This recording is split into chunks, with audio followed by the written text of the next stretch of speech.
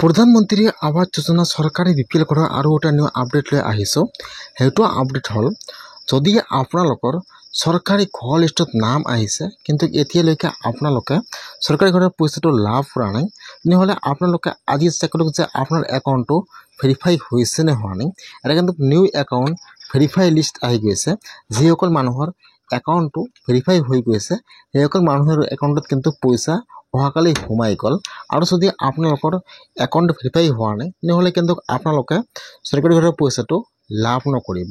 কেনেকৈ আপোনালোকে চৰকাৰী ঘৰৰ একাউণ্ট ভেৰিফাই লিষ্টটো চেক কৰিব, মই আজি এইটো ভিডিঅ'ত আপোনালোকক সম্পূৰ্ণ প্ৰচেছ ষ্টেপ বাই ষ্টেপ দেখুৱাই দি আছোঁ। আপোনালোকে জানিবলৈ হ'লে ভিডিঅ'টো সম্পূৰ্ণকৈ চাই ল'ব, স্কিপ নকৰাকৈ। এতিয়া আপোনালোকে ফাৰ্ষ্ট এইটো অপশ্যনত আহি যাব PMAYG.NIC.in। মই কিন্তু আপোনাৰ সুবিধাৰ কাৰণে অপশ্যনৰ লিংকটো মোৰ ডিছক্ৰিপশ্যনত দি দিছোঁ। আপোনালোকে ডাইৰেক্ট ক্লিক কৰি ফাৰ্ষ্ট এইটো অপশ্যনত আহি যাব। আৰু পিছত আপোনালোকে অলপমান তলত আহি যাব। ইয়াত চাব ফাৰ্ষ্ট দি আছে এবাউট, 2 নম্বৰত চাব দি আছে আৱাসব।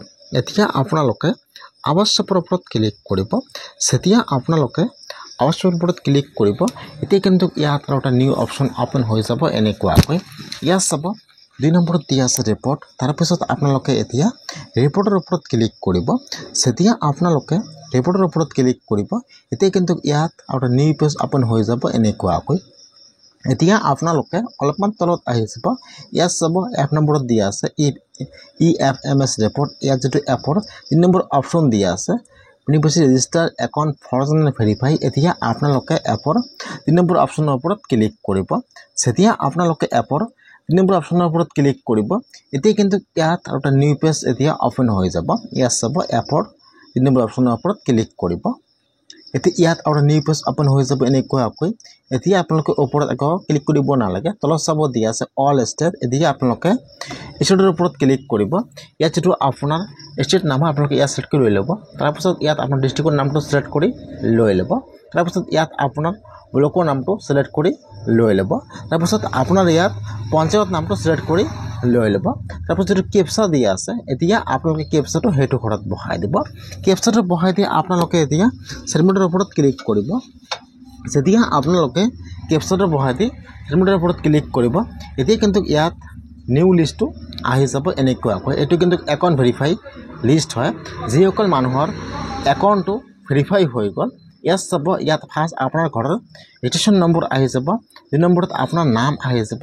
3 নম্বৰত যিটো আপোনালোকে বেংকৰ একাউণ্ট জমা দিছিলে বেংকৰ নামটো আহি যাব। আৰু এইফালত দিয়া আছে ভেৰিফাই। যদি আপোনালোকৰ লিষ্টত নাম থাকে আৰু এইফালত থাকে ভেৰিফাই, তেনেহ'লে কিন্তু আপোনালোকৰ একাউণ্টত অতি সোনকালে পইচা সোমাই যাব বা কিছুমানৰ একাউণ্টত কিন্তু পইচা সোমাই গৈ আছে।